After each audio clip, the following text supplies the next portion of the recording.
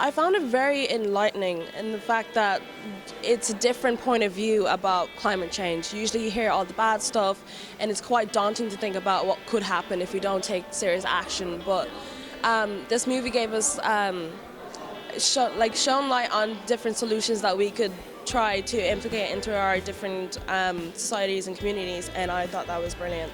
I liked how different it was than anything else I've seen about climate before. Like, there was an educational side to it. I learned a lot of things that I never heard of before, new ways to prevent it. Then there was a kind of an entertainment side as well. There was a bit of a storyline and like interviews and stuff like that.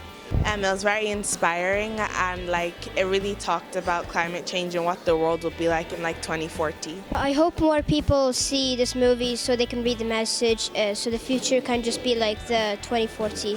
I hope it really because we only have one Earth, so we really need to take care of it. It was like a glimpse of the future, like a window, just looking into the future to see what it's like and how we have to provide to keep it like that, and how bright and wonderful it is, not polluted, all friendly.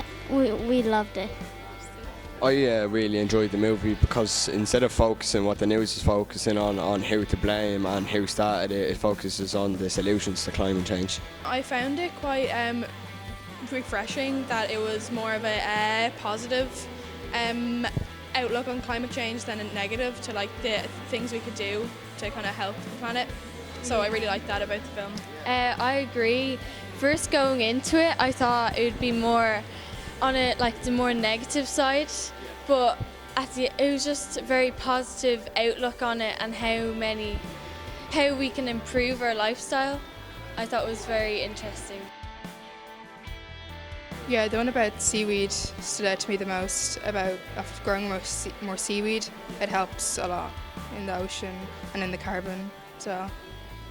Well, I thought it was really good that they had the connection between the different cities with the same electric box. It was really interesting to find out how much that we've actually developed and that it's really easy to work towards a better future. And I also was very shocked about when I heard there was 65 almost million girls not able to go into education. And I feel very honoured that we're able to come here and go back to school and show everyone that we learned about today. I think at the end it said the main thing was about girls' education, and I think that was I didn't realise how big of an impact that had, and how over population and all that kind of stuff. So that kind of stuck with me, but I think a lot of it did, so the population, the agriculture, the transport, I think all of that kind of stuck with me, and I hope to make small changes that could probably help. So, yeah. I think the agriculture aspect of it really kind of opened my eyes to it. I didn't realise how bad affected the carbon emissions were from agriculture. I thought I was just so shocked by it and how much of an impact the overpopulation is with gender equality.